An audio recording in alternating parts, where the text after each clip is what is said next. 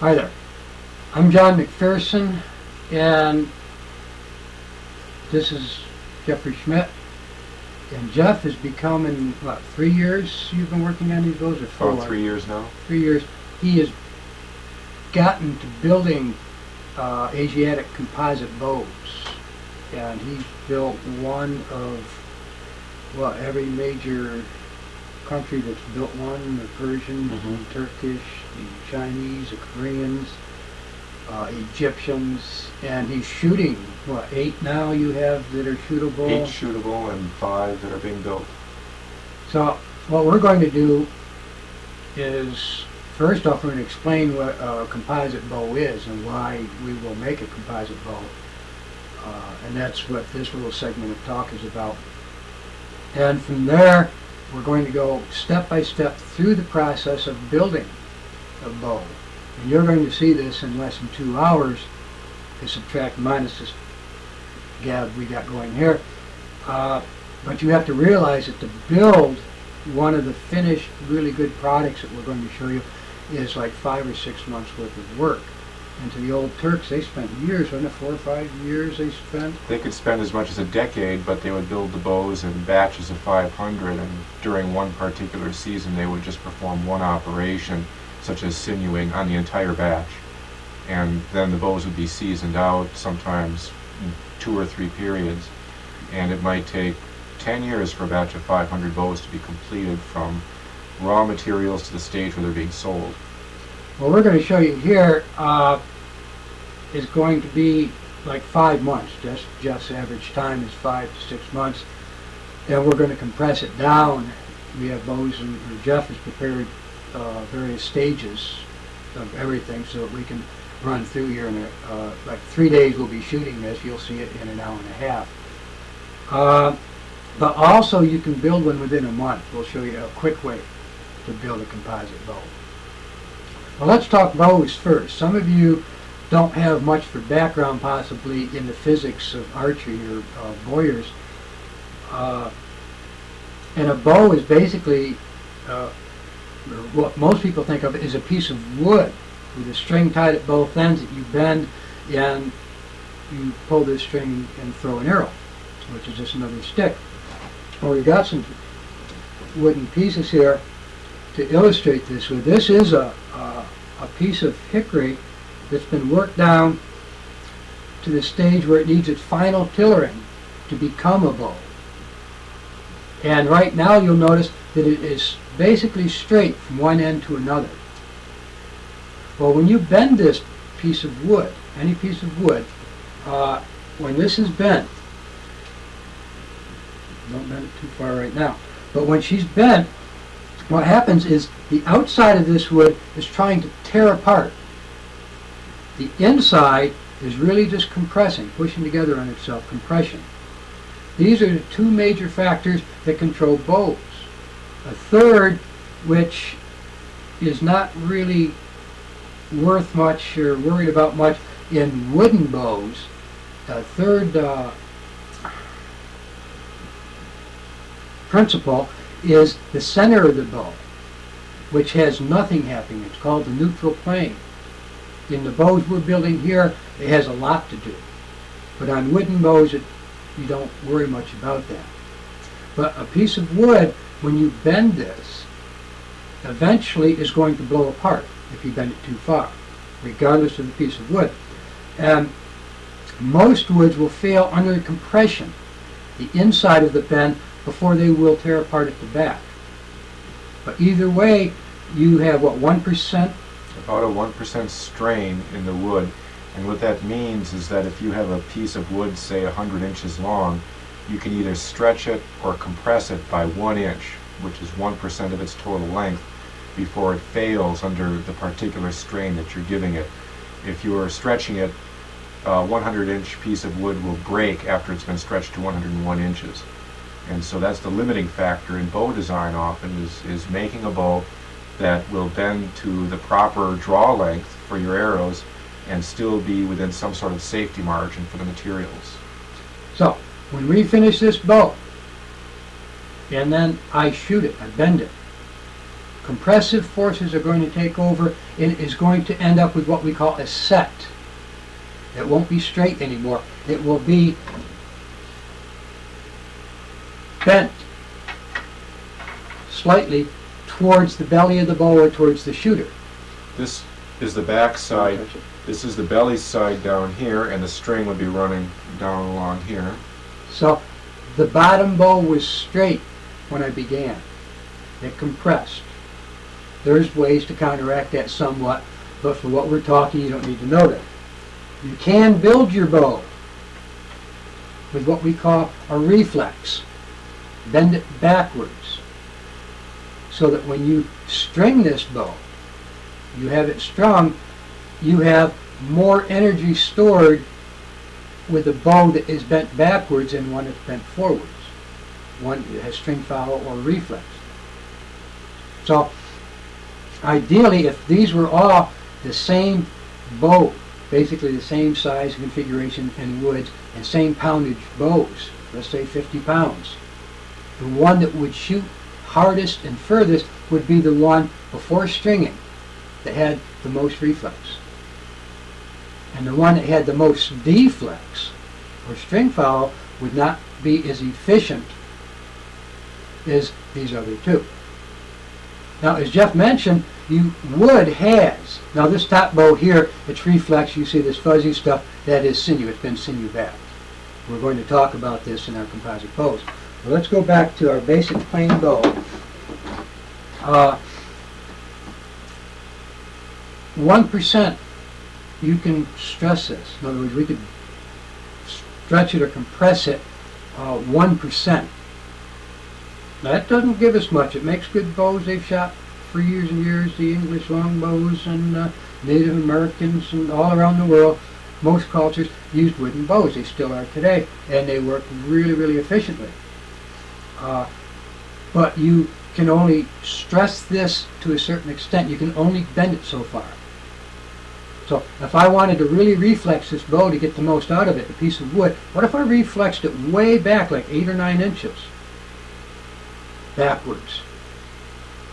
It would probably break before I got the string on it. Because just in getting it to the point where it's straightened out, you would be straining the wood on the belly side and the back side by your 1%, and the bow will probably not take any more than that. So it'll break before you even get it to this point, trying to put a string on it. So you can get a really fantastic bow out of just a piece of wood. This bow here is a 100-pound bow. I can't draw it completely. That's with a 23-inch arrow. And it has thrown, what, a 260 grain arrow, is that one you sent me? Mm-hmm. It's thrown a flight arrow that Jeff sent me over 300 yards. We lost it as it went into treetops at about 15 or 20 feet in the air, and it was 320 yards. So this thing can throw an arrow a considerable distance. And that would be a tremendous shot for an English longbow, by the way. This is 48 inches long. Now, let's improve on this bow. First thing we're going to do is we're going to take some horn. This is horn of a gemsbok. Comes from Africa. It's been sawn in two. This is horn of a buffalo, a Native American bison, and this would work for making the bow. And this is horn from what, Asian water buffalo? This is a strip of Asian water buffalo horn, the inside curve. This is what Jeff builds most of his bows from. This we use on the underside of the bow, the belly, the side that faces the archer when you draw it, that is under compression.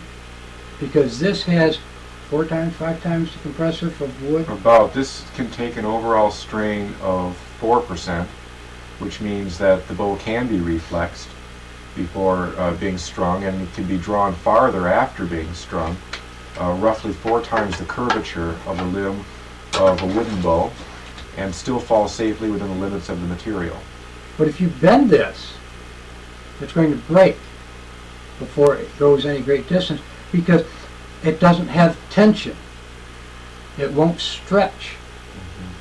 even as well as wood, will it? No, it will not. The trick is to make sure that the horn, which can withstand compression, is placed on the bow in such a place that it will have to withstand only compression, not tension. So this by itself isn't going to make much of a bow because you are backed as if you had a piece of wood. With the exception you would be able to bend it further if the back didn't go apart. So what we're going to do is we're going to take sinew, tendon from animals, and this is off the back strap of a deer, and we're going to shred this out into threads.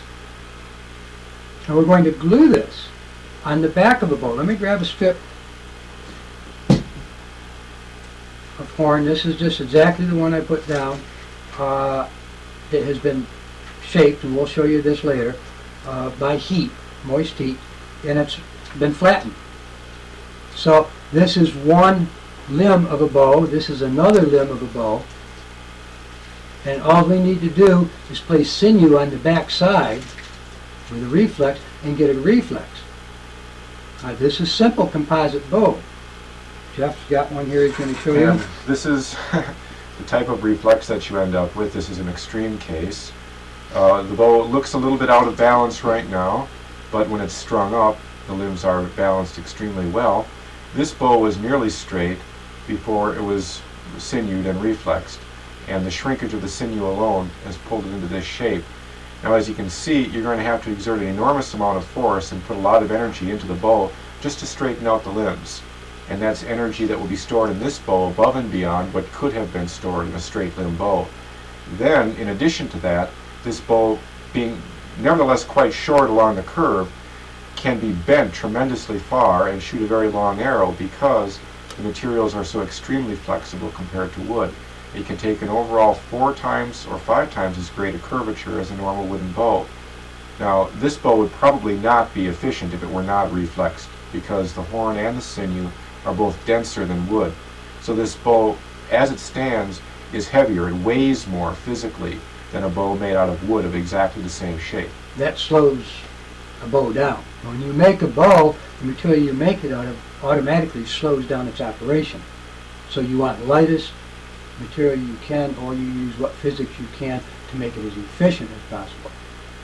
So by placing in that bow that Jeff just held up, 2 weeks, 3 weeks, This one was sinewed 2 weeks ago. and he's had it strung, and we're going to string it again later. You'll see it later in the video. Hopefully we'll get to that point if we don't run out of time. But this will be bent. If you took a piece of wood like this, you'd never even get it straight. It would explode. It wouldn't make it. Horn on the belly, sinew on the back. The sinew stretches 5 times maybe the amount of wood. The horn compresses that much, and so you can do fantastic stuff. We will show you here. This is what, Turkish? This one is Indian. Indian. Indian subcontinent. A bow. This is reflexed. This is backwards from what it will be when it's strung. And you couldn't take a piece of wood that is in this shape and do anything without it exploding. It would just blow up on you. I'm going to put this down just a moment and grab this because there's one concept on the other bow which we'll cover in a second. This is just the tip where the string will be placed. This is the other tip, but it's going to be bent backwards. If we did this out of wood, there's no way we could do anything. Right. This bow, compared to this bow, have almost identical shapes up to this point.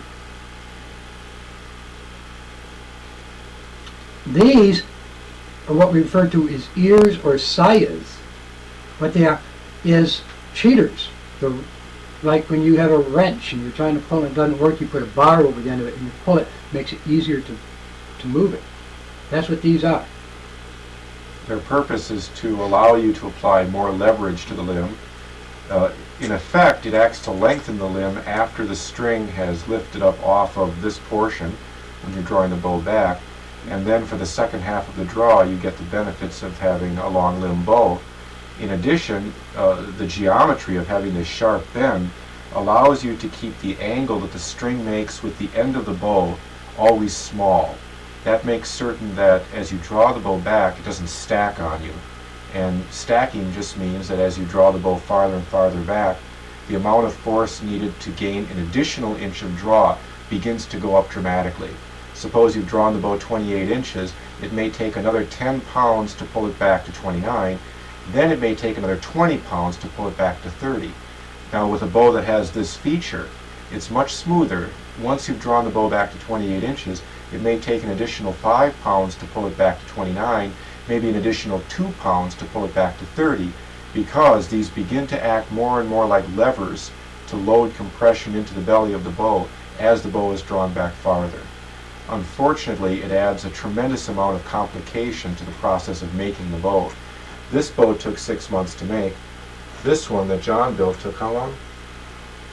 2 weeks. 2 weeks to build. Now it's been curing out for a lot longer, but to build it, it took nothing at all. We'll get into the building process here in a moment. We want you to understand what's happening.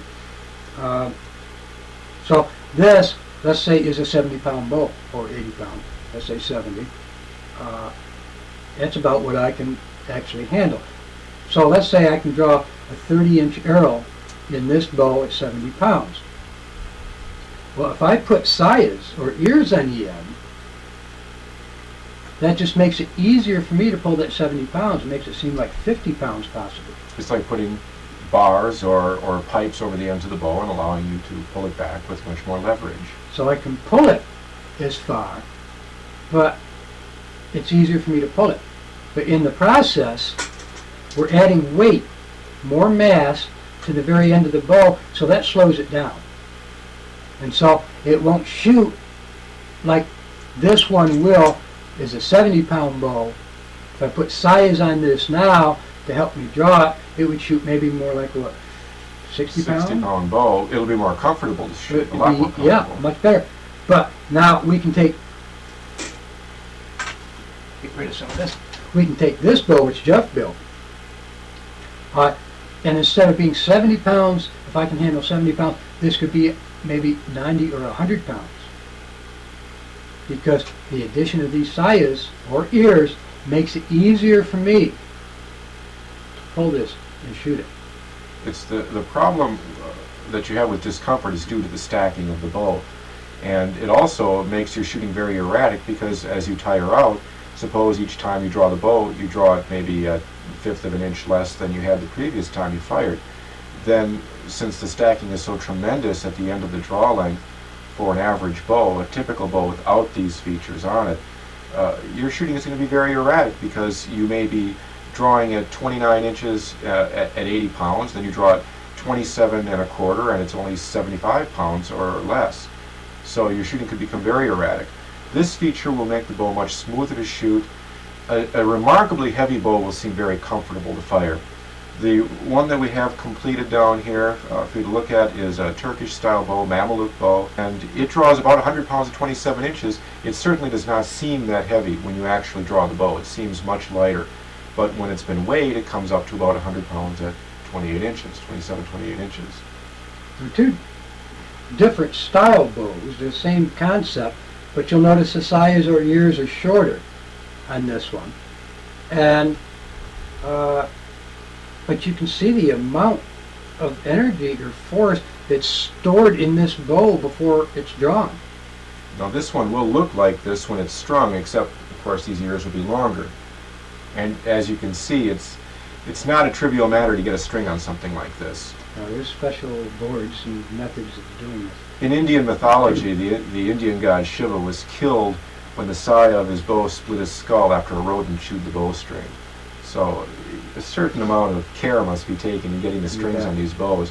It's a good idea to have two people doing it and some special tools. We'll get into this later. This segment, we want you to understand why we're making a composite bow, the advantages.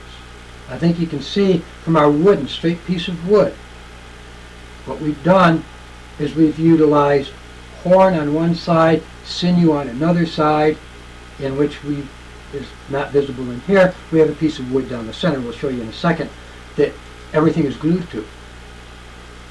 That one short bow that's put up here, that has no wooden core. This is just sinew glued to the horn. You can make this faster, there's less work, but it's not as efficient. Jeff says as he strung this, it was like fighting a wildcat. The wood, besides acting just as a gluing surface, also acts as some stability, it appears. See, the horn wants to compress as it's being drawn back, and the sinew would like to stretch. And if the two are being played off against one another, as you string up an all-horn, all-sinew bow, the entire horn layer will begin to compress, and the entire bow will physically shorten. Now, that's not going to be true on a bow like this. The median plane in this bow, the wooden strip that runs through this bow, will not compress. This is about the shape and thickness of the wooden strip that goes into the bow. This will retain its length as the bow is loaded and strung. Now, on the other hand, if you take a sinew bow with a horn belly and no wooden strip, the core of the bow is the horn, and the whole thing will compress quite a bit as you string it up. And the result is that the bow seems to be unstable. You'll have a large curvature in one limb that will migrate to the other limb and back and forth again. The bow will want to shed its string, and the result is that you have to get this bow strung up with some special tools, let it sit around to equilibrate for a while before you try to take the tools off and shoot it. Okay. Jeff, why don't you go through real quick you got your core, your finished piece, your ears that you have. We're going to be squeezed showing how to build it if we don't get going. All right, this is the wooden core. This is made out of a strip of maple wood, hardwood maple. Actually, it was a board, a 4x4, about 8 feet long, sawn in half, and Lift it up a little bit. okay. I have an unviolated growth ring on the back of this bow, and this is something that a technique that I got from John. It is probably not necessary to do in a sinew back bow, but John feels that it's a wise thing to do, and I feel likewise that you should try to get the back of the bow an unviolated growth ring. So what I had done was targeted a flat growth ring in the board. Then all the material above it was shaved off with a spoke shave and with a plane. And then that growth ring and the one directly underneath it were sawn out of the board, and it was trimmed up. What you have at that point is, say, a 1 1/4 inch wide, 3/16 of an inch thick board that's about 4 feet long. Then I had cut it to length and steam bent the ends using some tourniquets and some bending forms and gently steaming these pieces. And so you end up with a core which will form the neutral plane and the gluing foundation of the bow. The next step is to obtain some pieces of naturally curved wood or splice together some ears. And these are ears made out of ash. They had begun as naturally curved pieces of wood. This was actually a bend in the tree limb itself that had been sawed out and split in order to make two pieces of identical curvature and grain flow. Now these will be spliced with fishtail joints into the end of the bow like this, and you can see why that recurve is put in there. It follows the curvature of the ear extremely well, and it gives you about a 45, or in this case, almost 90-degree bend in the limb at the end. You can see that the line that runs through the ear in this direction is very nearly perpendicular to the plane of the flat belly of the bow. And so this will give you a piece of a core that's already partially reflexed. Now after that's been glued in with a fishtail joint, it will look roughly like this. And you'll have a piece that looks like this. Now later on, a reverse riser handle will be glued onto the back of the bow. And I generally do this later on so that it doesn't interfere with operations in the meanwhile. But the next stage in the operation, after inserting the ears and gluing them in place, is to put the horn belly on. And so we have some horn strips over here. These were corkscrew twisted up, and they've been steamed and flattened with heat until they are These are about 27 inches long, a little bit longer than necessary. You could probably get away with pieces 16 inches long. Now what we will do with these is cut grooves in them. Longitudinal grooves will be cut down the length about 10 or 12 to the inch. There'll be triangular grooves, and then mating grooves will be cut into this piece of wood, and the two pieces will be carefully fitted together, and then they will be glued in place to form the belly of the bow. And once this has been done, we have a bow here that's at that stage. This is the completed core with the horn strips on the belly. This is probably close to a ½ an inch thick, but it's going to be shaved down now on both sides until it's about, say, 5/16, and then about 1/8 of an inch or more of sinew will be added on the back of the bow, which is this surface. And when we're finished with that, this little space will be filled in. As the sinew dries and contracts, the bow is going to bend around until the limbs cross. And in so doing, this space is going to open up maybe 1/10 of a millimeter or so, which is why I generally don't fill it in until later on in the construction. But that's filled in with a piece of any hard material, hardwood, ivory, antler, horn, bone, whatever you'd like to put in there, even a metal piece if necessary. But this is the basic construction of the bow. Again, fishtail joint to hold the ear in, groove the back of the horn strip and the belly of the wood strip and glue them together with a great deal of pressure. We generally bind these in place with a cinching bar and a rope. That's allowed to cure out for about a week, maybe 2 weeks, and then the bow will be sinew backed all the way up to here, along the entire back, up onto the ear, and thickly over the handle. And when we're finished, what we'll end up with is a bow that will look a lot like this one. And you can see the sinew completely covers the entire back of the bow. It goes well up onto the ear. In this case, it goes all the way nearly to the tip of the sia. This sia was made with a splice here and a splice into the limb there, Indian style, has a double bend. Then the section in the middle between the two horns is filled, and you essentially now have a bow that you could go out, cut nocks into, brace, put a string on, study the curvature of, and perform natural tillering on. Well, let me real quick point out a couple things. One, you notice Jeff's been handling stuff on the right side. I've been handling stuff on the left side. That's because grease that's on your fingers or any place, these wooden bows I handle have got grease on them, will contaminate. The glues that we're using to put this stuff together, which under all this tremendous force wants to just blow apart, if you have any grease in there contacting this wood, if these wooden pieces Jeff was handling, if he had any grease at all contact, he'd have to start all over because you would not get the bond necessary between the two. So you'll find as we get into the construction, very, very, very careful. We'll be washing and cleaning every step of the way. And resurfacing wooden surfaces between every operation.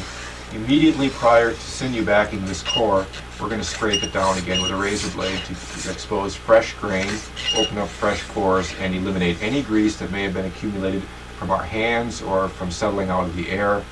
You have to be extremely careful about this. We'll say it over and over again, but this is a good reason for bows failing. Contamination with grease. It's got to be avoided. Okay, Jeff explained how he's going to build this composite bow we're illustrating here, and it's normally like a 5-month job. This is the quickie, and it could be made bigger or smaller, and the one that I made was made a lot quicker because we didn't cut grooves and we didn't put in sias or sayas, whatever, tomatoes and tomatoes. So you can build one quickly. But now that we've got this one here illustrated with this, I want to show you real quick a benefit and a de-benefit or unbenefit of the composite bow. This is a composite bow. It's got a wooden core.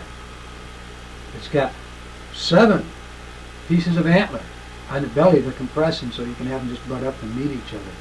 And the back is sinew, so it is a composite bow, but it doesn't shoot as well as a wooden bow of the same weight, because there's more mass to this bow. This bow weighs more. You put it in water, it's going to sink where a wooden bow would float.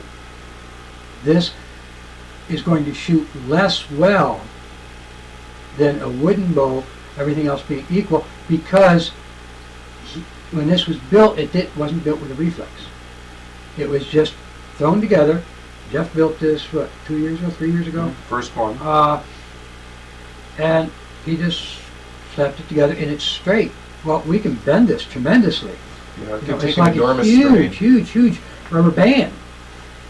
But the problem is, I don't know of anybody whose arms are long enough to take full advantage of all the stresses that you can apply to this. It should have been built with a reflex. This little bow can easily shoot a 30-inch arrow if you can pull it that far. And it certainly is in no danger of failing, even though it was very crudely put together, very crudely glued. It was glued by heating it over a kitchen stove, in fact. But it's made all the wrong way. It's straight, it has no reflex. Now this bow that John is building is a virtually identical design. However, it has a tremendous reflex in it, and it's probably going to outshoot this bow hands down. Of course it will. Okay, I think hopefully you've got a concept of why and what of a composite bow. Now we're going to put Jeff to work, and we'll put them together so that you can see how to do it.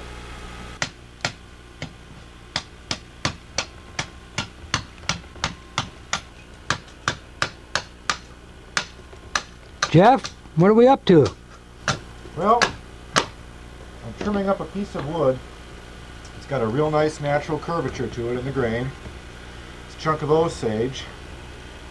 It's got a real beautiful flow of grain. It's a gorgeous piece of wood. Curvature is pretty big. This is going to become 2 ears, or probably 4 ears for 2 bows. It's the section that we've been calling the Sia. And what I'm doing is trying to trim up the edges so that they're square. So I have a piece that's going to be easy to split. My plan is to split it this way so I can get 2 batches of ears out, and then to split along here and to utilize this section in here, this highly curved section, to make the ears of the bow. And I'm doing it in such a way that the edges of the growth rings are going to be exposed, so we're going to get a really beautiful piece, real nice piece of wood, real nice coloration, nice grain flow for the ear. And trimming it up with this, you can use an axe, you can use a cleaver like this, a machete, anything you're comfortable with working with. This has a nice heft to it, it's easy to control. It's a very hard piece of wood. That's what I'm up to.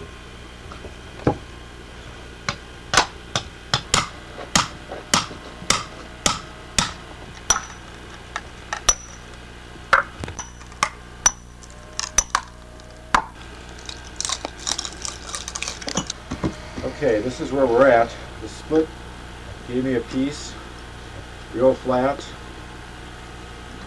Should be easy enough to split. My plan is to split along here like this, so I get 2 sections that I can use for ears of identical curvature. So I'm going to need to split it along here. So what I'm going to do is again use hand tools, but I'm going to put a couple of cuts in here to kind of guide things along. I'm going to put a cut here. I'm going to put a cut here. I try to put a little one in there, and hopefully the split will follow those cuts because there'll be lines of weakness.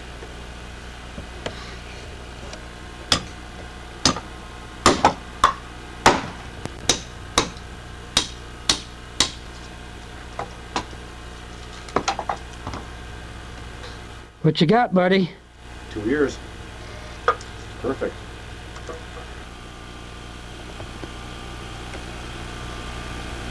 Okay, you can see the growth rings on this stave. What we're going to do is split this along the growth rings.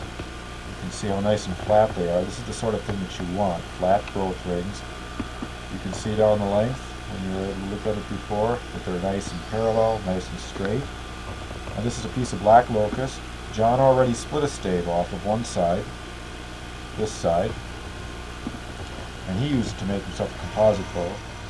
And we're going to get greedy and try to get 2 more staves out of this by splitting it. Now the split might not follow the growth rings perfectly, it might go in and out a little bit. But we don't really care about that because if we goof up, we're still going to get at least one stave out of this. So that's the plan. Try to split this lengthwise along the growth rings.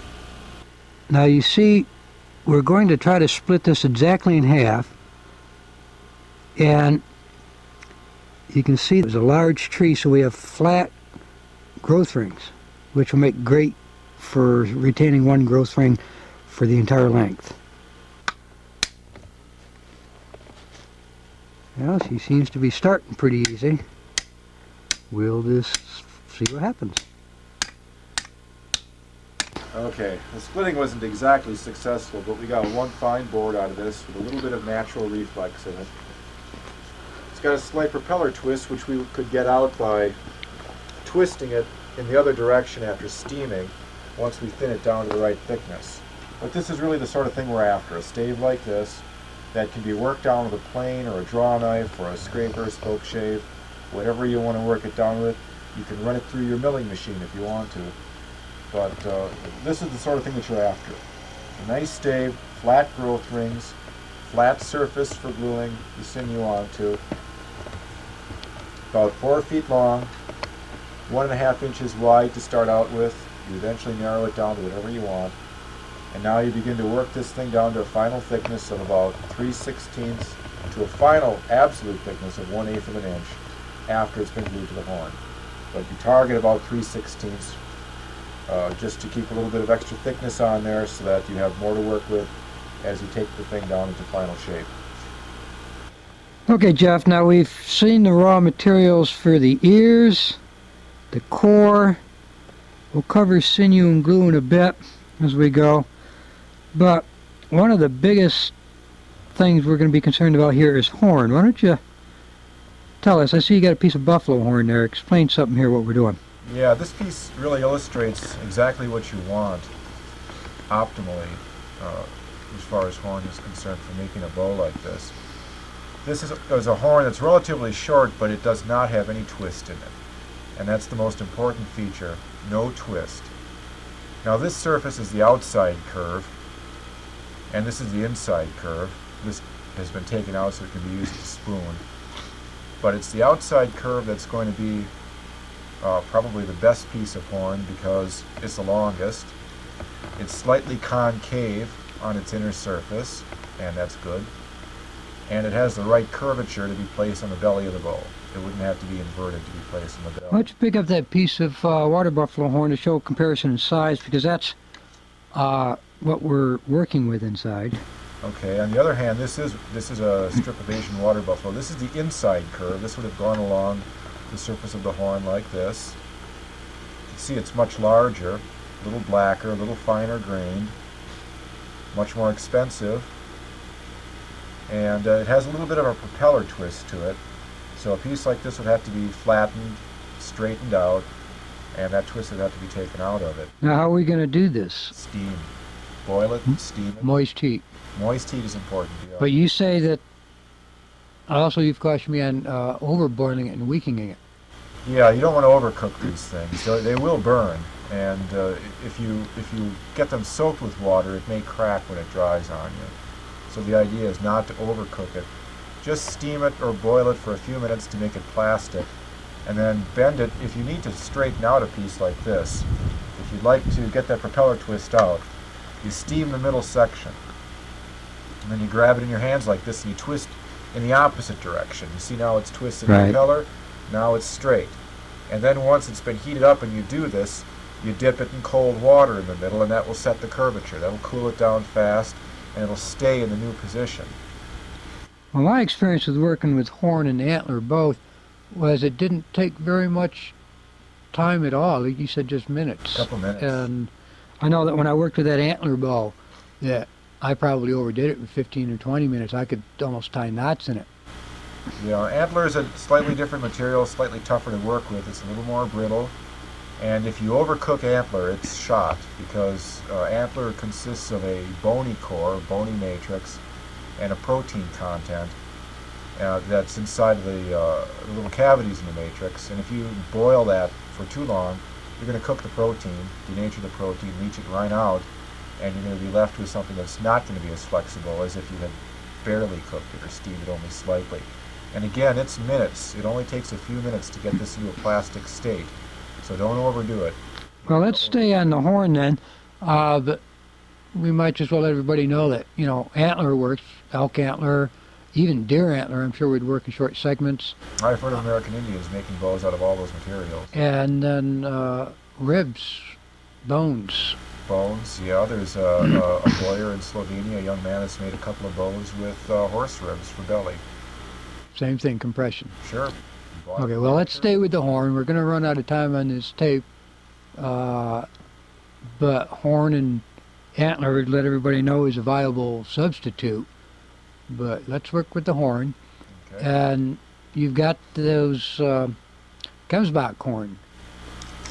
Yeah, this is imported by knife makers and knife makers' warehouses into this country. And it's used to make handles. It's a long, straight horn. It's an antelope horn. Very plastic, very long grained, readily available. There are dozens of companies in the country that import this stuff. And the nice thing about it is that there's very little waste involved in using one of these to make a bow.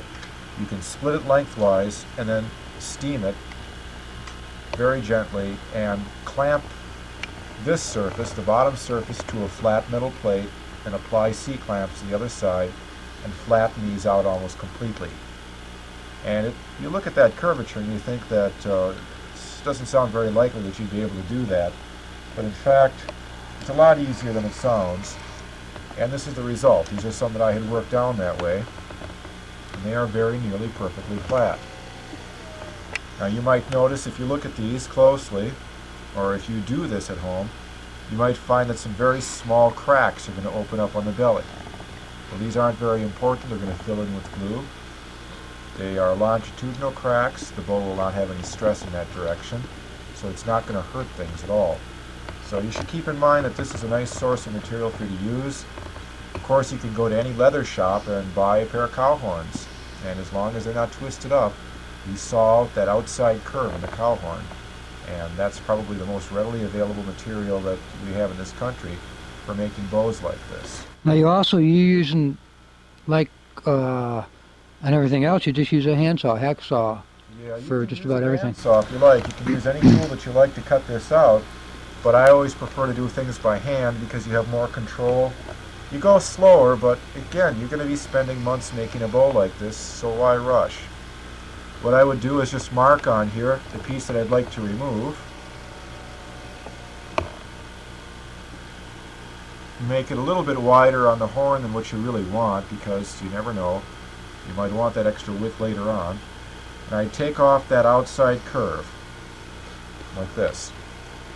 And now what I would do is clamp this into a workbench somewhere. You might need to touch this up a little bit, make sure that you're taking out nice parallel cuts on opposing sides of the horn.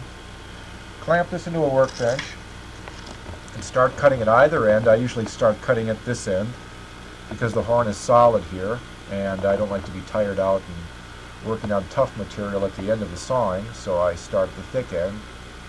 I would cut the tip off and start sawing in this way and follow the grain, go very slowly, and eventually you're going to get to this point and you're not going to be able to saw any further, so you take that blade out of the saw, you turn it at right angles so that you can saw this way, down the length of the horn.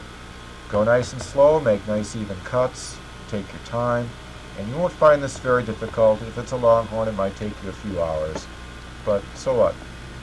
I mean, if you're going to build a bow like this, presumably you're willing to spend the time on it to begin with to do it right. Sinew. A lot of people may not even know what sinew is. Simply put, it's tendon off of animals, but why don't you show us some? Okay. You've got some hunter friends. They can supply you with plenty of raw materials if they know how to take it off of the animal. This is backstrap sinew from deer. 2 of these will come off of a deer, and it'll take about a dozen or so of these to completely back a bow with 3 or 4 courses. This is very easy to prepare. It's extremely easy to shred. You just get yourself a tendon, flatten it out, and tear it apart. Then you can pull individual threads off of this And you can shred these as fine as you like by hand, or you can use a simple men's pocket comb, use the coarse side to just rip these fibers right out. But be careful you don't tear too many up that way. Now you can also go ahead and use leg tendon, Achilles tendon from deer. This needs to be pounded. It's a lot of bother. This is the best stuff to use, probably. Easiest to prepare, maybe the easiest to get. Well, I know Jeff uses a lot of leg sinew. I just don't bother with it because I have an unlimited supply of backstrap sinew, and there's a much less work involved in working with that. Much simpler to prepare. Leg tendon, you can obtain cattle leg tendon from a slaughterhouse, practically for free. You hammer it on a stump with a sledgehammer, comb out the fibers. It's much shorter. The fibers generally will be maybe 4 to 6 inches long. Mm-hmm. And you hammer it on a stump, comb out the fibers. They're fatter, they're greasier, but they're free. Very easy to get from any small slaughtering operation of cattle. Glue. We're using strictly hide glue here, which is boiled down animal parts. Right. This glue is made out of hides, rawhide in particular, rawhide scrapings. It's produced in the United States. It's produced all over the world from byproducts of tanning operations and slaughtering operations. It's sometimes made out of rabbit skin, but the general form that you buy it in is granulated like this. All hide glues are extremely strong. What is it? The weakest is 3,200 psi. About 2,000 pounds per square inch. That's bone glue, though, right? Well, that's marketed often as hide glue as well. And hide glue comes in many different grades, but almost all grades are sufficiently strong to make one of these bows, unless you're trying to make a very short, very highly reflex bow. I think you can get away with using practically any hide glue. You can use the rabbit skin glue that's sold in art stores to size canvases. You can obtain it in practically any art supply store in this country. I know it. Canvas size. We've got a lot of it through people working with stained glass. Right. It's used in stained glass because as it dries, it will shrink, and if you smear it on stained glass, when it dries, it shrinks and pulls the glass up in spalls. This is very easy to obtain in a large number of art supply stores, various arts. Now, our friend Tim Baker, he's at Knox Gelatin Works. That's basically what it is. Hide glue. Head down to the grocery store and buy yourself some Knox Gelatin. Gelatin is simply very highly refined glue that is bacteriologically free or sterile. It's free of impurities. It's edible. This is edible, for that matter.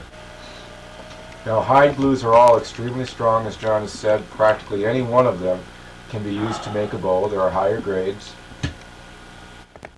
Okay, I see lots of granulations in your hand. This is generally what we find. Yes, it's mostly sold in this form, or a finer powder, or pearl form. Right. And you have also a sheet. Well, this is homemade glue. This is made from fish bladders, which were bought at a Chinese grocery store or Chinese pharmacy. And then these bladders were softened up by soaking in water. They were ground into a pulp, and then they were cooked for about 4 hours, and the glue extracted from that. This glue is about 1.5 times as strong as the hide glue I'm holding in my hand, but it is more viscous. It needs to be watered down more before it will penetrate into wood. It was used in Asia because it's flexible. And you can make your own glue. You've made a lot of glue, which is simply boiling down, pieces of hide and sinew? Yeah, you can take a piece of rawhide and reduce it to shavings, soak it in water, cook it, or you can use the fish bladders, or you can use sinew scraps, again, degreased, soaked in water, and cooked. And then you strain off the liquid and condense the liquid. The liquid is the glue itself. And now preparation, now when you're getting ready to utilize this, why don't you tell us a little about that? This needs to be reconstituted. Both of these types of glue will absorb 6 to 10 times their own weight in water. So to prepare granulated or dried glue, you add water to it, and it will swell as it absorbs the water and form what's called a reversible gel. then it has to be heated up in order to liquefy it and prepare it for use. Yeah, and that takes, Few hours. well, when I've sinewed bows, I've learned from you a lot about, soaking it in cold water. I've just before gone strictly to the hot water, but in 30 minutes I'm ready to go. But it's constant stirring. Yeah, this will not require any stirring if you just simply soak it. Okay, that's a pretty good background on that.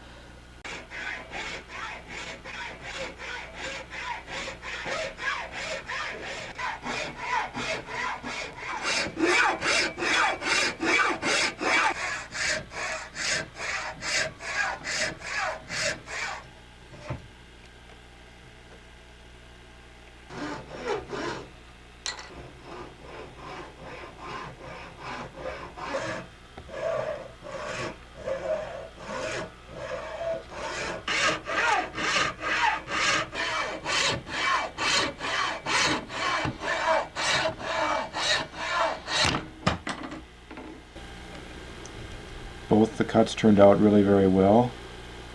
You can see that the cuts are very nearly vertical with the center plane of the piece. There's a little ledge here that we have to grind off with sandpaper. The cuts are nice, they're straight. Should be a good splice.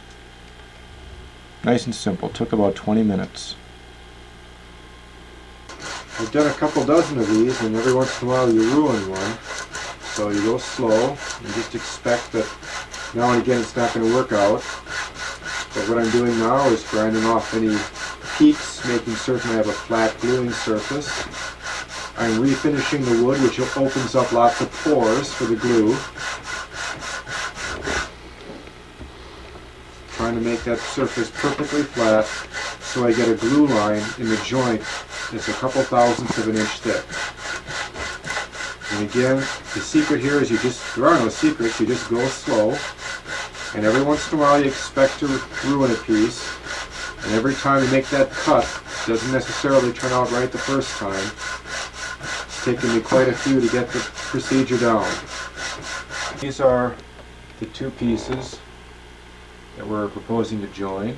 This is the core, and this is the ear that we just cut out. And we're going to join it right here. So I've bent the piece of wood that forms the core into a curve that fits the ear by using this device that I found to be the easiest way to get a nice straight bend in the wood.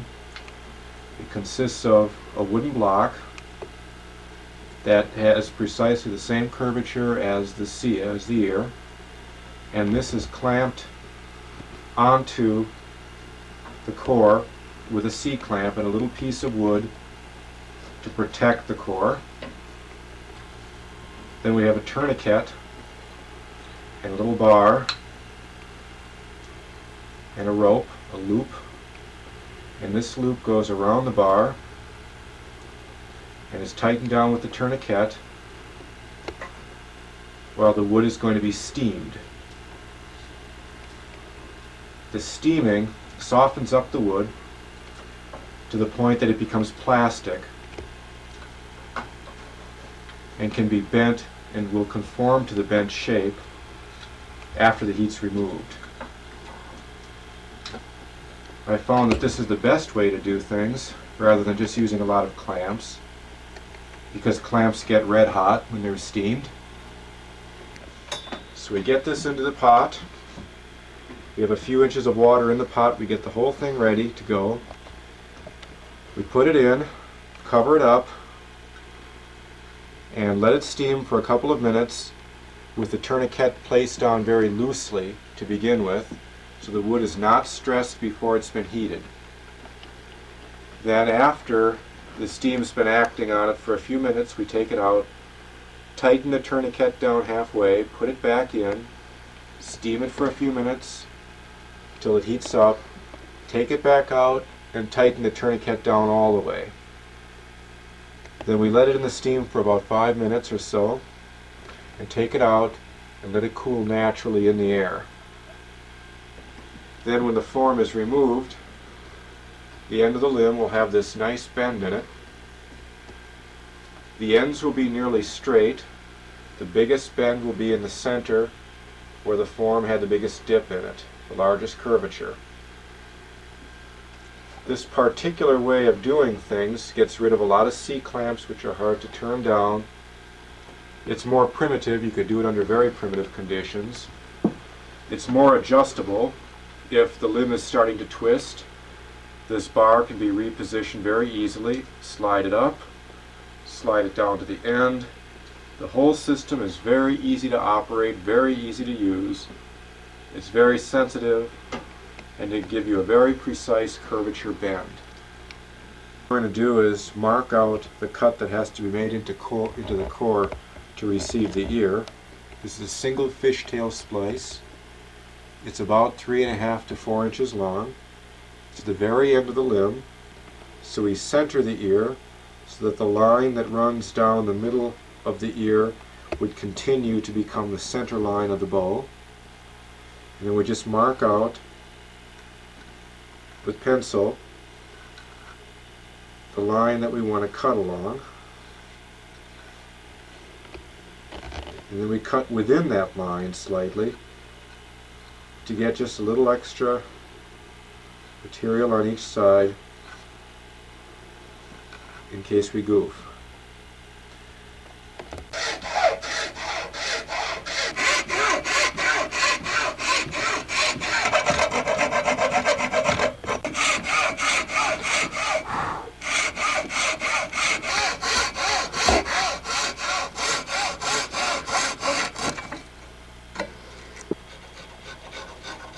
That's close. Yeah, that is a very close joint. This is probably one of the best ones I've had recently. All right, but you've got a little spot there. Right here, you can see a high spot. If I could grind that out, it'd be even closer on that side. We could get the wedge in farther. All right. This side is absolutely perfect. There's just Work over no and show improving it. It's just as perfect as could be. See, this is how good you can do just going slowly with the simplest hand tools. Electrical tools, power tools would just screw this up hopelessly. You go slow, you use hand tools, and it's not hard. You just have to be patient, and you occasionally have to throw things away and start over. You did it perfect on this one. Yeah, I think this one turned out very well. Very fortunate.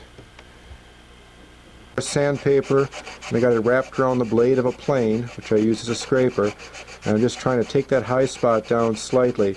Only has to go down maybe 1/100 of an inch or less, and we should have a good fit right there.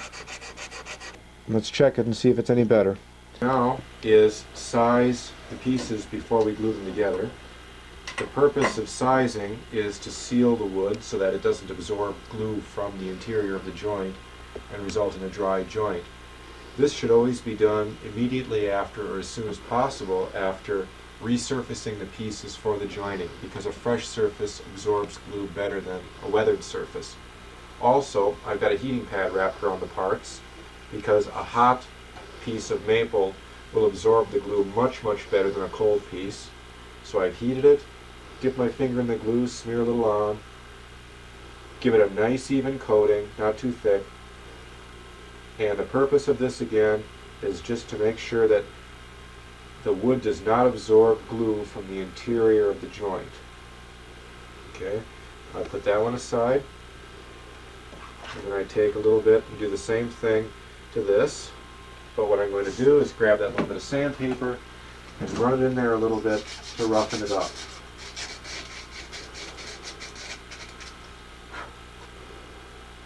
Paint that glue in there, make sure that I coat all of it everywhere, right down to the point.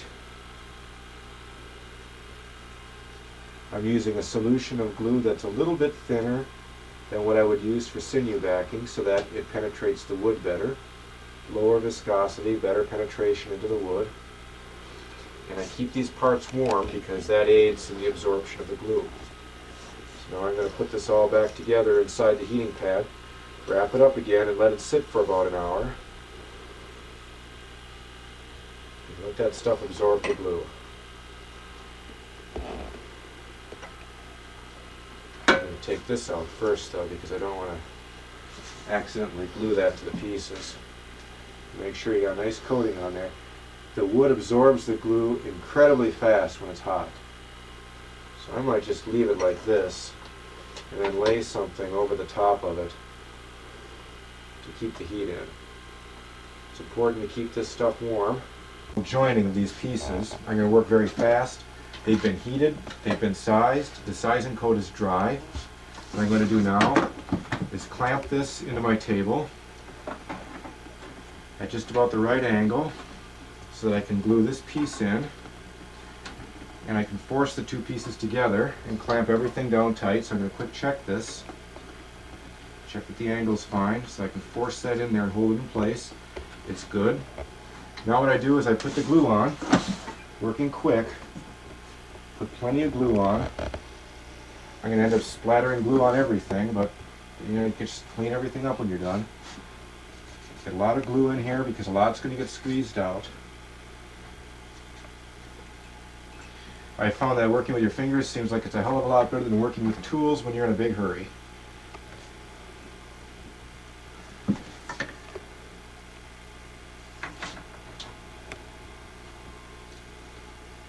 I'm just checking the joint to see if I see any spots where there isn't obviously glue between the two pieces, and if I see any places where the joint is apparently too thick, I put another clamp there. But you know, a little bit of black language and some panicky work, and we've got this thing put together pretty well. I'm pleased with it.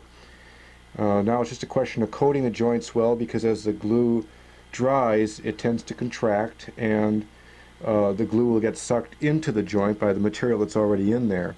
So I just want to make certain that as it gets sucked in, there's more on the outside to pull in after it. So we get a nice tight glue-filled joint.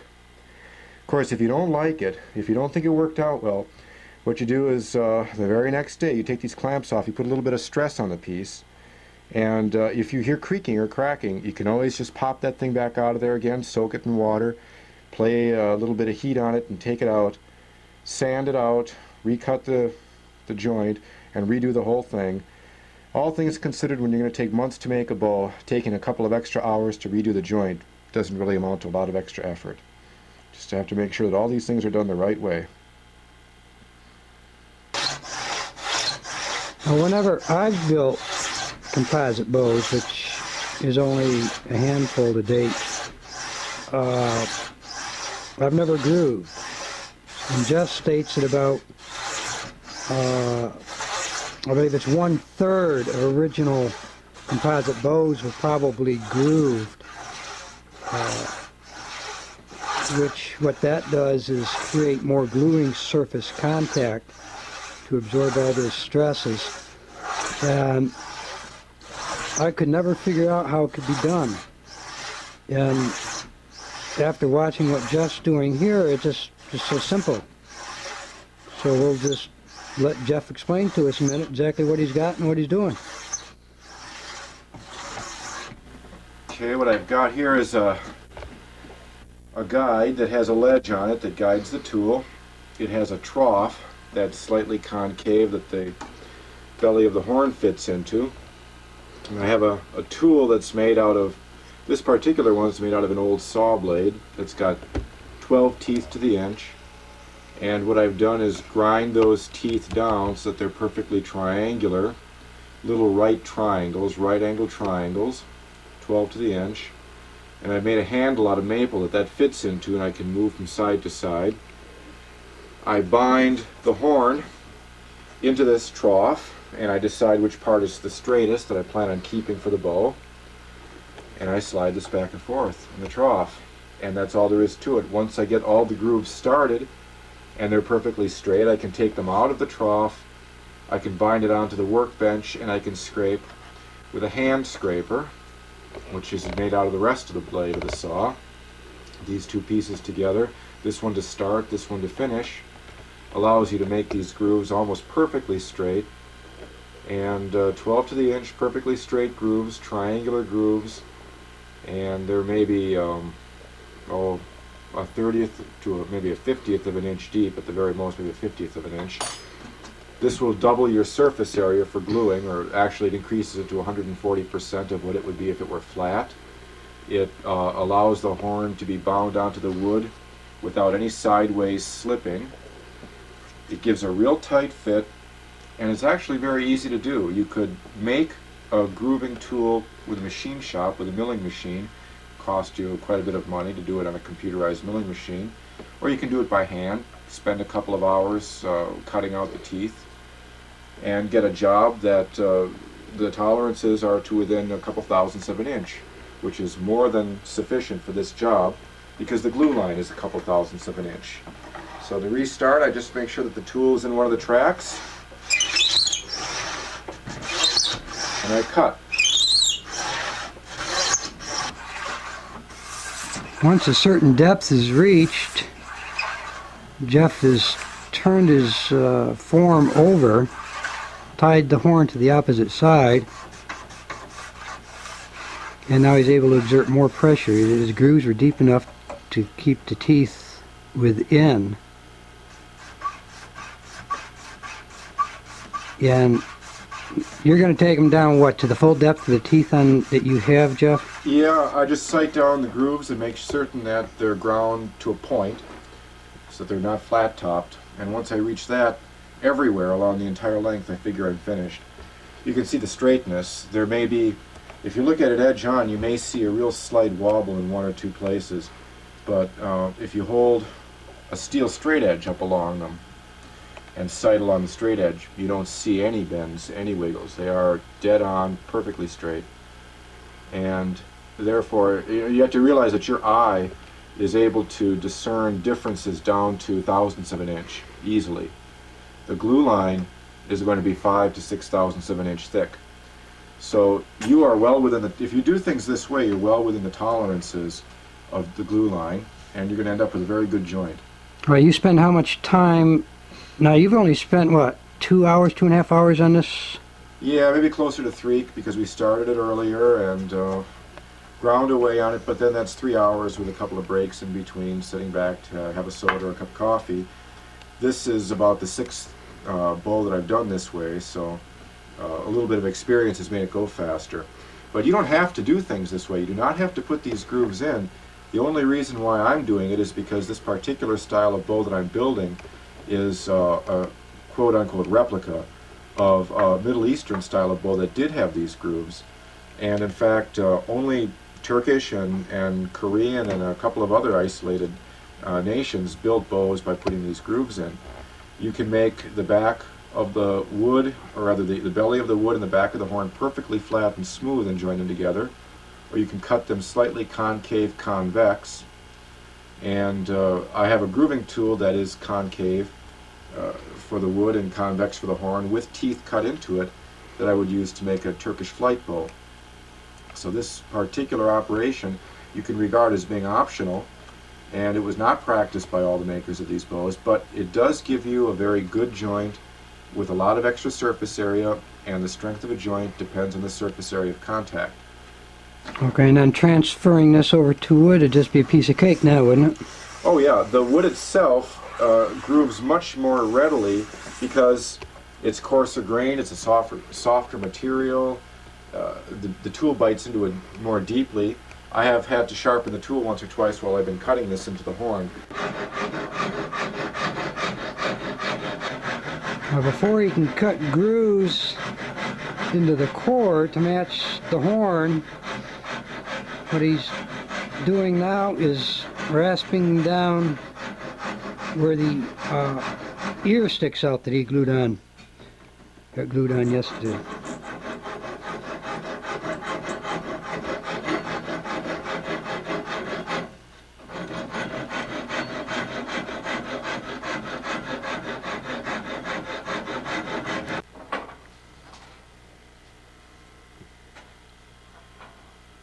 Now take note on the glue line of the splice. Almost appears as if it's one piece of wood. Jeff admits this is one of his better jobs.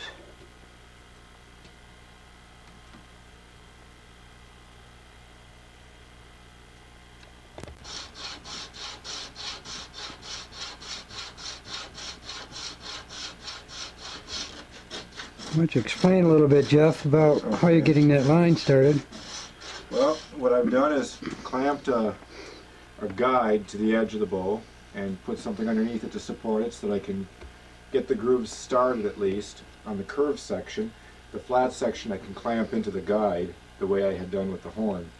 But this curved section can be a little bit of a problem, so I use a slightly different method of just clamping a guide onto here and scraping the grooving tool along the guide to cut a series of guide cuts into the wood. And once they're a certain depth, say a quarter of the way down into the tooth, maybe a little more, I can take this metal strip off, just an old hacksaw blade, and then cut the grooves normally.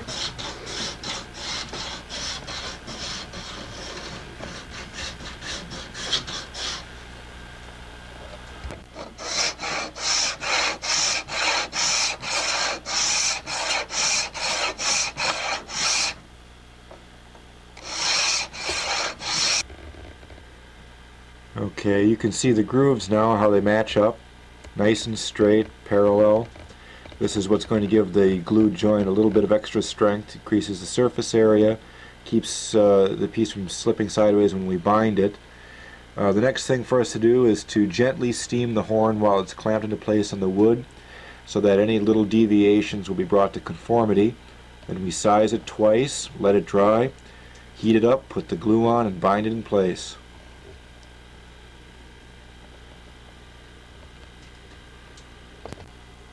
What you see here is the bond that we're looking for between wood, which is on the top, and the horn. And on the left has a sinew layer. This is a cross section of what we're building, what Jeff is building. Just gently steam the horn side of the two pieces clamped together tightly with the grooves lined up. I'm steaming the horn side because it's more plastic. It's going to mold, the heat will cause it to mold and bend and conform a little bit better to the wood. If there were any slight deviations between the horn and the wood, say thousandths of an inch, that's all the horn has to compromise by. And I just do this for a few minutes. I usually use a little more vigorous steam than what you got, what's visible here, but I regard this as being essential, and this just makes the pieces fit together a little bit better.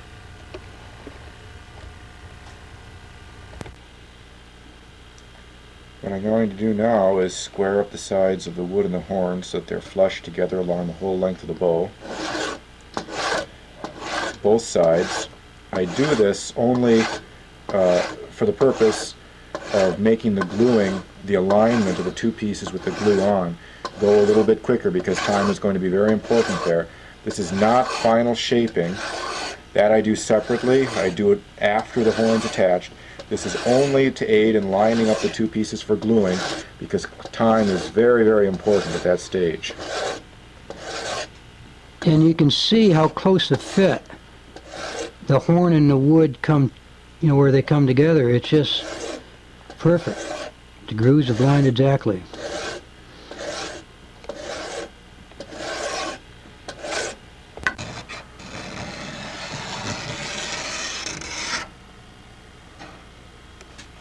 What's being done now is Jeff is resurfacing right now the core. He'll do the exact same thing with the horn so that you have a completely free, sterile environment for the glue to stick to.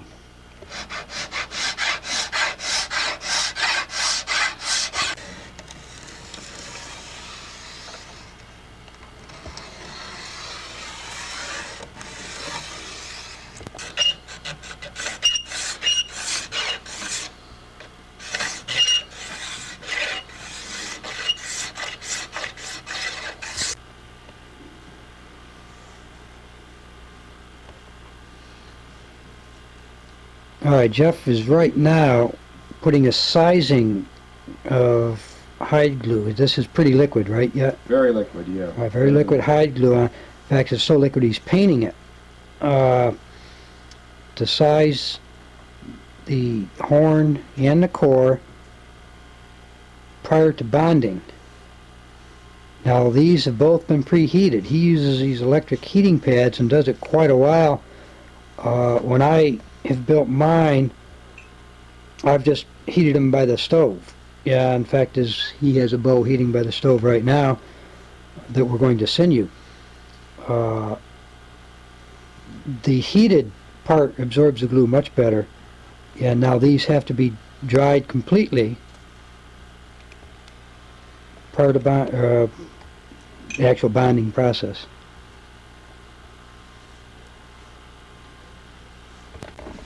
Okay, here we go. As Jeff has said, this is madhouse time. This is when he screams and goes crazy, folks. Things are falling all around. You may have to disregard his language. Things have to go fast at this point. The sized pieces are being glued, and then things will really get crazy. You watch the tools. We'll try to explain them later.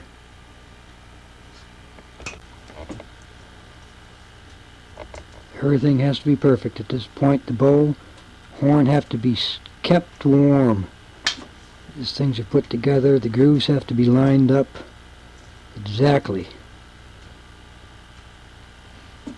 And then clamp. Now comes another hairy part.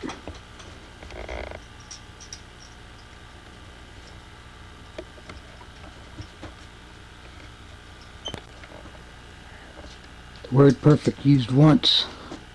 Okay. Success.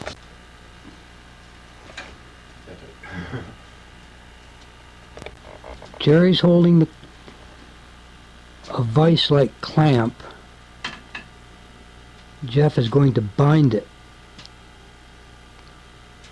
Tools of his own invention through trial and error. He's done this himself on 7 bows. See, I'm bottomed out on my clamp. Okay.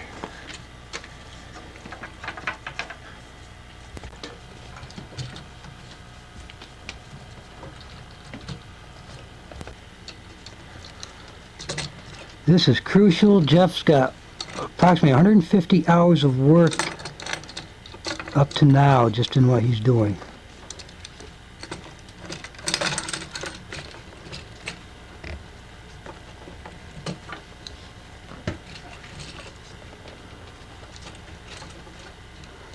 Out of that joint, getting a couple 100 pounds per square inch on it this way.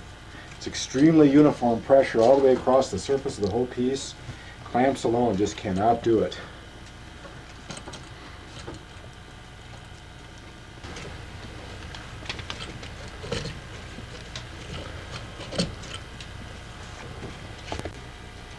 So hold it still 'cause it's curved here. I can do the twist though.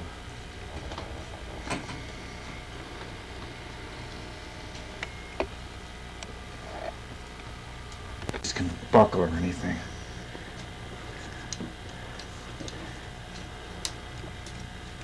I'm probably just collapsing the very edge of that piece of horn, but I don't care. I don't care.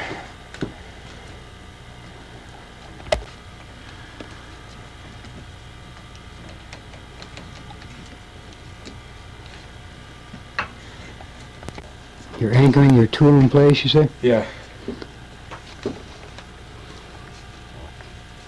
And now you'll steam it. Now I'll steam it and correct it to see if it's twisted. It is twisted. But I just steam it and untwist it, and it'll be fine. It's not oozing glue. In other places it is, but God, it looks like a really good joint. It's joined real tight everywhere. I found where we did crack the very edge of the horn, but it's in a really insignificant place.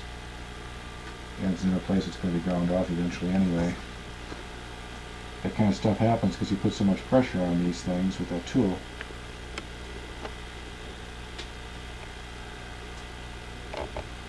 Yeah, it looks good everywhere, John. Well, that's why we did it.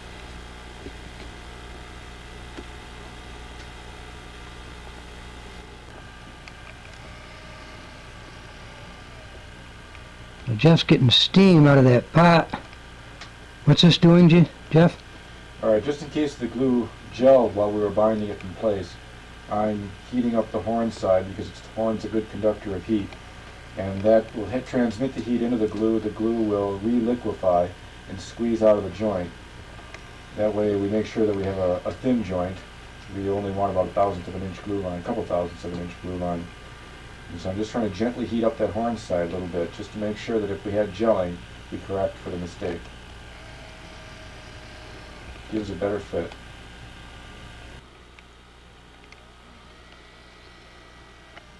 Okay, when we're sinewing, heat is pretty critical. Jeff has done them in the shower before, or in a bathroom with the shower running on hot. Jeff will explain this here pretty quick, but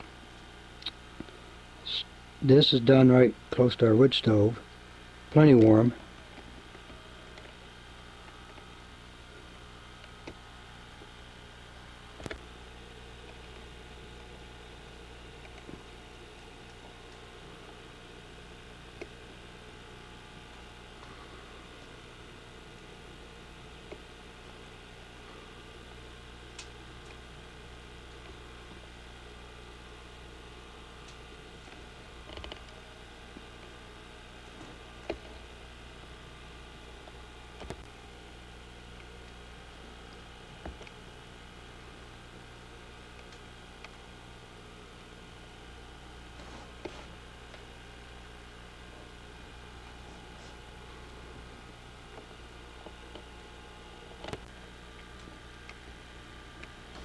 Now we've assembled all the pieces. This is really the final major step in building this bow. And Jeff's going to do this in 3 to 4 or 5 layers of sinew. You're watching the first one here. Jeff, you want to take a second and explain exactly what you're doing in this first layer and how you're going to apply for the following ones, which we won't be showing. Okay. What I'm doing is laying down first bundles of 3 or 4 long fibers over the midsection of each limb, the bending portion of the limb, and they extend up onto the handle section and onto the ear or the ridge. And I lay these on in sort of a brick pattern. They're staggered. The idea is to cover the wood uniformly with a uniform thickness, depth, cover all the wood. I'm laying them wet fibers soaked in glue. I've soaked the fibers themselves in water before saturating them with glue. I have the gluing surface itself is wetted with fresh glue. When I'm finished with the mid-limb section, I move on to the handle and the ear, and I lay down shorter bundles of fibers that overlap those that I put on the limbs themselves. That'll hold them in place, keep them from peeling up. A fiber, when it contracts, when it dries, when it shrinks, is going to shrink in proportion to its length. So if I were to lay long fibers over a bent section like here or here, they'll pull up when they dry. So I lay short fibers there. I make sure that everything is staggered so I don't have any seams or joints where the bow is going to bend appreciably. It'll break there then. And I make sure that I put a uniform coat on. This particular step in sinewing the bow is very crucial. This is going to make or break it. It's the sinew layer that gives the bow its structural integrity, its structural strength. And if this is goofed up, you got a weak bow that can break on you. If it's not done in a very symmetric, smooth way, the bow will have weak spots and strong spots and won't bend uniformly. So this is very important. You don't put it all on in big globs. That's the wrong way to do it. I mean, that's fine for little bows. This bow is going to be a flight bow. It might weigh 100, might be 100-pound draw weight, and it might shoot an arrow a half mile someday. If I put all the sinew on in big globs, it's not going to shoot a half mile. All right, you mentioned the bending portion of the limb. Explain that. This section right here is the only part of this bow that will bend. Only that piece. And so that section has to have whole fibers laid over it with no seams in the bending portion.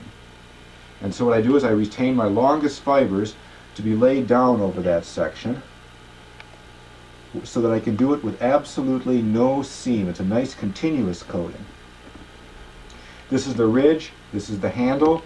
Those sections will be coated with shorter fibers, and those fibers are put on there just to build up thickness and to anchor the parts, the fibers that are laid down over the bending portion of the limb. Those are the working fibers.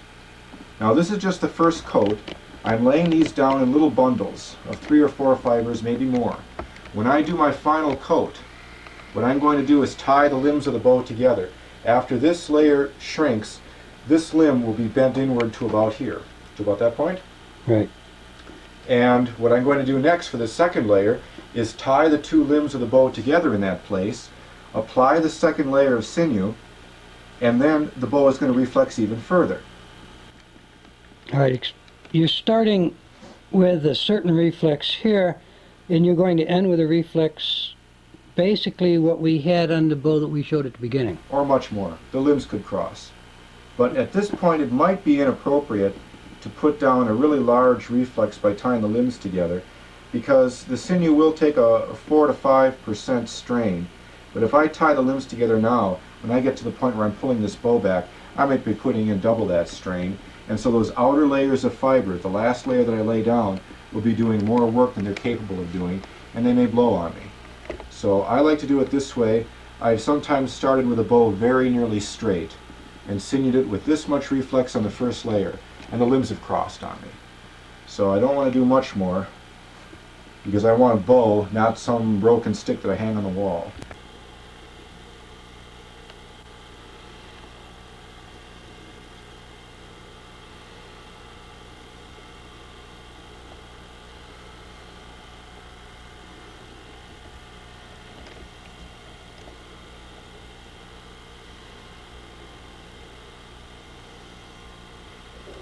Now the glue has to be kept warm in order to stay in liquid form, and so as you know, he's got hot water in the pan and glue in the cup,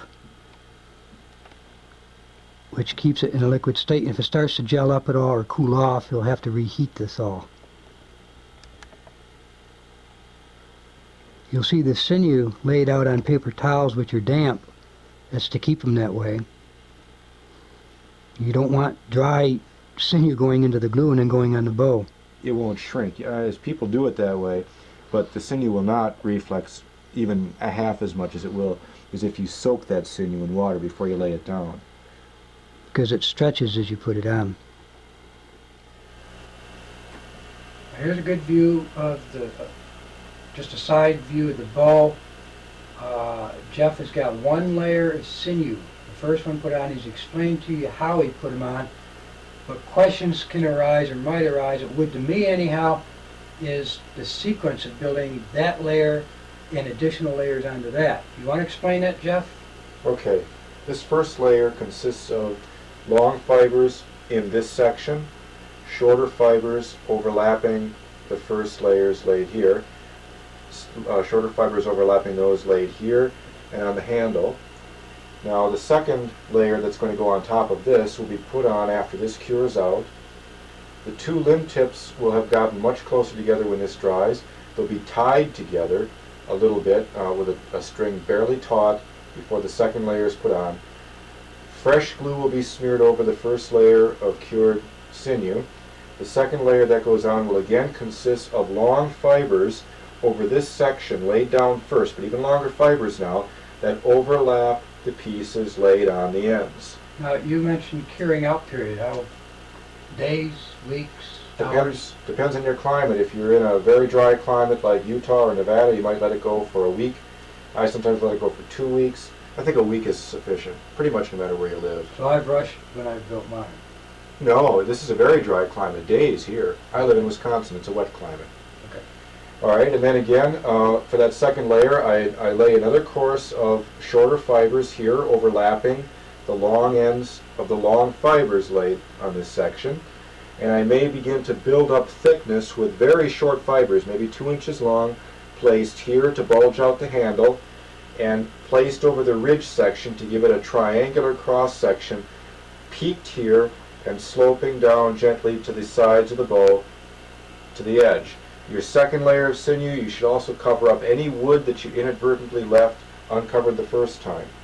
Now allow that second layer to cure out. The bow will reflex even further. The limbs may come close to touching. Again, put a new, fresh, slightly taut string between the limbs. Smear a coat of glue on that second layer and lay down your third layer. The third layer is not laid down in bundles of 2 or 3 or 4 fibers. I lay down single fibers, one at a time, that cover, that overlap the ends and cover the entire surface of the bow from here to the other side, corresponding section on the other side, in a perfectly homogeneous, seamless layer.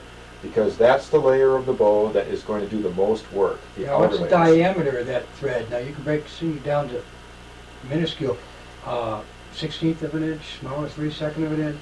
Hair-like. Get it as fine as you can. Break it down into hairs. Here's a nice one laying right here. That'll show good right there. Okay. That's about the size that I lay them down. A little bit bigger than a human hair, like maybe like a horse hair. Horse hair is a good example. Right. It's about the thickness of hair from the mane of or tail of a horse. And now you allow that last coating to dry. If you want a more powerful bow, you can put a fourth coating on. But that last coating should be laid down with no seams, no butt joints. It should be homogeneous from end to end. Edges of the sinew slightly overlapping, the ends rather slightly overlapping. And you want that coating of sinew to be about 1/8 of an inch deep. At what point do you come to the sides of the bow? I see some threads on the sides overlapping the horn. I've already covered the sides. I usually cover the sides early, and again, if there's any shrinkage, I cover them again. I make certain that the sides are covered right down, overlapping very slightly onto the horn. And when I build up the top surface of the bow, I like my top surface perfectly flat. So I may lay an extra layer of sinew along the very edge of the working section to give me a flat top. That way I have a lot of fibers doing a lot of work on that outer layer. Now Jeff is going to show us what he has come up with as being two, or the only two, safe methods to string and unstring this, all this power. He's got one which is a board, but this one he prefers because it's able to carry it and use it in the field. You want to explain it to us? Okay, this consists of two forms. One I have lashed onto the bow to begin with, and they conform to the curvature of the belly of the bow. They've got a slightly concave top surface lined with leather and some holes with ropes, and these are lashed onto the limbs so that they can keep their curvature while you place your knee or something here on the bow, and then grab the two limbs and pull inward in a normal bracing motion and slip the string off.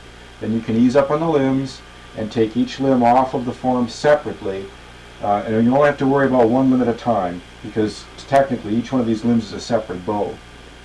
Now it's only going to go back, it's not going back to its full reflex immediately, as you say, because it's been strung for quite some time, right? Yeah, this bow has been strung since Thanksgiving time. It's now starting the second week in January. This bow has spent months strung in the past, so it will not retain its full reflex for a couple of days, and heat will help it do so. If you keep it warm for a couple of days, it'll retain its full reflex within, say, a week, under good conditions, being kept warm. So you're just lashing both ends to the form to the limb, and what that does is it relaxes that limb or bends it enough so that it relaxes the string and the string can be removed. All right. And then the final extra push is provided by somebody who will unstring the bow in a normal motion and then slowly remove these two pieces. This is safe. That's safe is what we're after. This is the old Turkish way. The Chinese also used it. Very standard way of doing things, and they were very safety conscious. Now we want to remind the viewers here that there's so much power in this bow. You go ahead to work there, Jeff. Okay. There's so much power in this bow that if something broke that string, if something went wrong, boy, it'd just take the top of your head right off. Extreme care must be taken.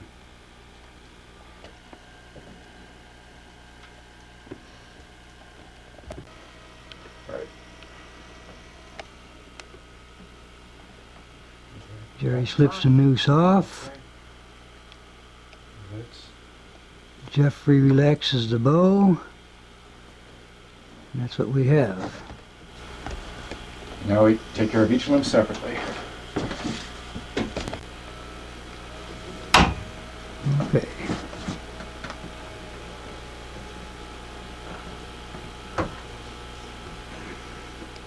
It's critical that both ends of that form are lashed securely.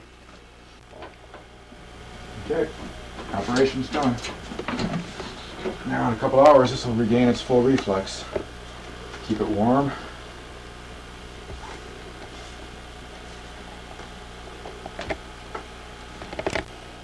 Okay, here Jeff is on top. That's the shape of the bow prior to his stringing, what, 2 months ago, wasn't it? Yeah, this bow has spent an enormous amount of time strung, and right now it's spent almost 2 months straight, strung and being shot, being pulled every day. We just got the string off of it. Right now I can actually see it gaining reflex. I can see the limbs moving upward as we speak. What I'm going to do now is just warm the limbs and keep them warm for a while, and after about a week of keeping it warm, it will regain almost all of this curvature, probably 2/3 this much curvature again. It should reflex back into a nice shallow C shape, or maybe even a deep C shape. But the trick is to keep it warm while it does this, and it is time consuming. The warmer it's kept, the better, the quicker it will regain the reflex.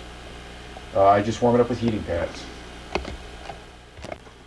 All right, the other method Jeff has come up with for stringing and unstringing bows is board. What, pegboard? What do you call it? Stringing Yeah, board? this is a stringing board, or you can call it a pegboard, or I guess some version of this was probably carried by armies in the Middle East back in what I refer to as the good old days, when people still use these in warfare. And what this does is provide a nice, convenient platform for you to independently bend and peg down the limbs. And all you need to do is to make sure that everything is nice and strong.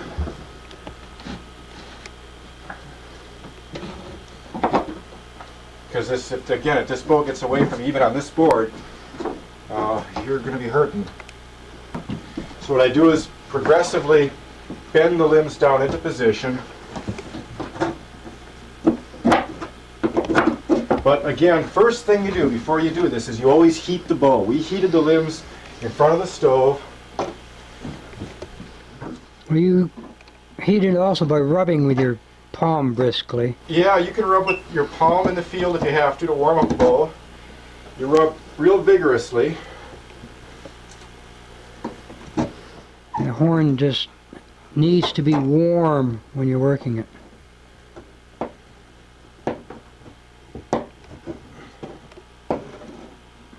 Jeff prefers the forms for this process. He says it's much safer than what the board is because it can twist and get away from you. Yeah, this might look like it's easy, but this is trickier than the other method. More things can go wrong. It's harder to do by yourself. It's actually harder to do by yourself. It's easier to adjust a bow when you have it on this form, though, because you can clamp things to the form to set the curvature of the limbs.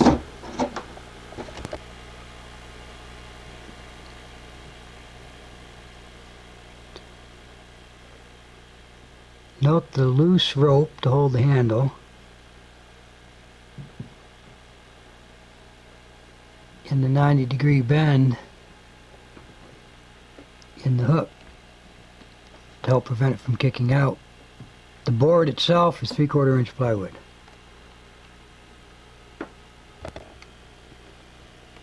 And here the bow is braced enough or bent enough to be braced to put the string on, which it is now. And I think Jeff is going to give us just a little talk right now on the construction of the bowstring, since it's a bit different than what most of you will be familiar with. Okay, this bowstring happens to be a 1,250-pound test. It's made by the endless loop method, where you take two pegs, specified distance apart, and wind string between the two of them, and then the ends are served to form a pair of loops. Then there are a pair of adjustable auxiliary loops that are held in here with double-ended bowline knots. Those knots are self-tightening, but they're very easy to take off and adjust when you release the tension in the knot. Everything is served, even the extra loops are served. Sometimes you can get by with using a sinew loop. That absorbs shock because it stretches a little bit. That was commonly used in Asia. This particular type of string occurs on Turkish bows. An actual bow line would be tied in the end of an ordinary bowstring on a Chinese bow, but again it would have a long loop on the bowline. Why is a long loop? Let's show that. The long loop is needed because if you did not have that long loop, it might be possible for the heel of this loop to slip over the shoulder of the bow. The sia kind of separates the two parts of the loop, the two pieces, and keeps that loop centered on the limb. So that's put there for stability. It's done for stability. This is a string bridge. It's just a piece of antler that's bound onto the bow. It's a little bit wider than the limb. It's a safety feature. It's on there to make certain that that string does not slip over the shoulder of the bow. That can happen. On Chinese bows, those string bridges are usually very large blocks of wood or ivory. These are just little bits of antler. One safety feature that I always put on bows is this strip of horn that's been set into the ear of the bow. That gives it a little bit of extra strength, especially if you've had to violate the grain in that piece of wood. There's also a binding of sinew a little bit closer to the limb than where the knock lies. That's to protect from splitting against the shock of the bowstring. I put a very thick band of sinew on there, but I think it's a smart feature. It's a safety feature. You can see that the bridge is a little bit wider than the limb. It's put on there with a rounded edge where it comes into contact with the bowstring knot to make certain that I don't cut the bowstring with the bridge. Waterproofing. Everything we're doing, the glue, the sinew that's holding this bow together, if it got wet, well, you've actually soaked bows to take them apart. So you want to keep it dry, basically. Explain us a little bit of what's cooking there. Well, there are a lot of different coverings that you can put on a bow to keep it dry. Very thin leather can be glued over the sinew of the bow, but a common Asian practice was to use the bark of trees, certain types of nearly waterproof bark. This bow has strips of paper birch glued onto it, and they all overlap slightly, and they cover all of the sinew right down, overlapping onto the belly and covering a little bit of the horn. The horn is polished black, and then you can lacquer or varnish the bow with something like a sandarac resin or copal or damar varnish to enhance the waterproofing. But you should keep in mind that when you glue this bark on the bow, the bark is nearly waterproof. Use as little water as you have to get the glue fluid, and allow the bow a long time to lose that water, because this will the bark will trap the water from the glue, and you don't want the bow to rot, so allow a long time for it to dry out. Well, I know that I hear in the American Indian part people talk about using snakeskins a lot. You've used snakeskin on one anyhow. Right. Does it really help a lot? I feel that it probably does help against incidental or accidental soakings. It may act as a barrier to mist, but if you really soak one of these bows, it will come apart on you. Okay. So it will help you out in an accident, but it's not something that's going to absolutely make your bow permanently waterproof. Okay, well now we got the bow, which in your case that bow is, what, right at 100 pounds. This bow shoots about 100 pounds at 27, 28 inches. And now we don't want to just go shooting any old arrow out of that. No, certainly not. Explain a little here. Okay. I have a pair of arrows here, and the most important difference between the arrows that you would shoot out of this bow and any old arrow is the nock preparation. You can see on the lighter colored arrow, the nock has a small horn insert. Okay, there's a horn insert set perpendicular to the nock. It goes in about a half an inch or more. That's glued in place very tightly with hide glue. Then there's a binding of sinew. On the lighter colored arrow, that's a short binding. On the red arrow, that binding is almost 4 inches long. And this is a binding with extremely fine sinew wrapped very tight, soaked in glue, and the feathers are laid right over it. Now that is to protect that arrow from splitting under the impact of the string. You may notice that the nock is ground out a little bit farther too. It's a round tubular nock because these strings on these bows are very large diameter. They have to be. And so Okay, you don't why want don't your you knock splitting. Twirl the light colored arrow around a little bit so they can see the knock on that. Yep. Yeah, because the amount of force of that string coming against that, it just blow that into pieces, and it drives through your arm. Yes, it's very important to make a safe, strong knock for these bows. For these arrows. Yes.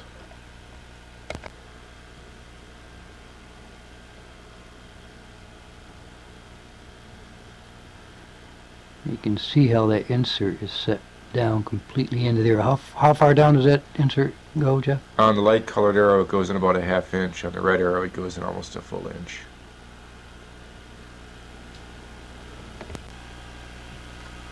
Well, you might not want a 100-pound bow, and so designing the bow with the correct thickness and width is going to be very important. The effectiveness of the width is that if you double the width, you will double the weight of the bow. If you double the thickness of the limb, you will make the weight of the bow go up by a factor of 8. So a very small increase in thickness is worth a very large increase in width. Now when you design your bow, you should make the ratio of the thickness of the sinew and wood and horn all about the same. Each should be about 1/3 of the thickness of the bow. I like to have a little more horn than sinew. Now I think you should probably shoot for an overall limb thickness of around 5/16 all the way up to 7/16. 7/16 is the thickness of the bow that we shot at 100 pounds. 5/16 will give you a bow of maybe 50 to 60 pounds. And that's if you make the limbs about 1 1/8 inch wide. 1 inch plus 1/8. And keep in mind that if you make the bow just slightly thicker, it's going to be a lot heavier. If you make it slightly wider, it will only be slightly heavier. What about limb length Limb on length, these measurements that you just gave, thickness-wise? yeah, keep in mind that these bows only bend in a very short section of the limb. So the limb length that we're talking about here is maybe 22 inches from tip to the handle. Maybe 24 inches. So if they were to make a longer bow, they could proportionally make it thicker? I wouldn't make it thicker, I'd make it wider, because a slight increase in thickness makes a very heavy bow. Right. Jeff, you want to go ahead and grab those tools and mention real quick that I'd commented throughout the tape often that Jeff had made this or invented this and whatnot. Well, he apparently hasn't done everything. Go ahead, Jeff. Okay, a number of these tools are really of very ancient origin, and the only innovations that I've really made have been in redesigning a few and introducing a few more. This is something that I've been using to put bends in items, pieces of wood, and I should not say that I've invented this, but it's a useful little device, and I wouldn't be surprised if they've been around for a long time. The scraping tool, the handle, very standard, used in Turkey for centuries. The only things that I've really introduced that are new is a guide for scraping and grooving surfaces and a movable hand clamp that can be clamped onto tables. This is a useful device. Cotton rope in here that stretches. This is a useful device for you to make. I would suggest that you go ahead and make one of these things. Very, very handy. Other than that, all of the tools that we've used, for the most part, are ancient Turkish or Chinese tools. They've been around for a long, long time. All right, now fortunate on the bow that you built here, there's one horn per limb. And one of the bows that we showed earlier had like 7 splices in it. Right. Why don't you explain a little about splicing the horn? Okay. Mongolian bows in particular would have several pieces of horn in the limb, 4 pieces of goat horn spliced together. The proper way to splice the horn is by butting 2 pieces together, because the horn is under a purely compressional load. And if you overlap these, they can slip under compression. They'll just slip over one another. If you fishtail joint these things together, that's a lot of work for achieving a joint that's not going to be any better than simply butting them together. So the proper way to splice horn end to end is to square the pieces very carefully and butt them together, and when the bow reflexes, it may pull that butt joint apart very slightly. Then you should grind that joint out and put a small horn or ivory or bone spacer in there to distribute that compressive load between the two limbs.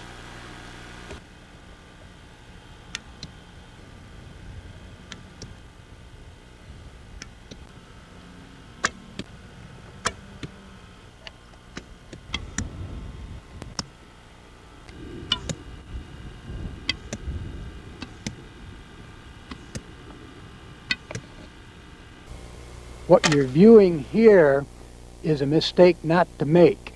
It's an inversion of a bow. It was braced too low, and because of that, the string wrapped back around, the bow came back on itself. You can see where it's almost alive. Inverted. And Did you see it was because it was not braced high enough. This is an Egyptian angular bow. I'm impressed. And scared.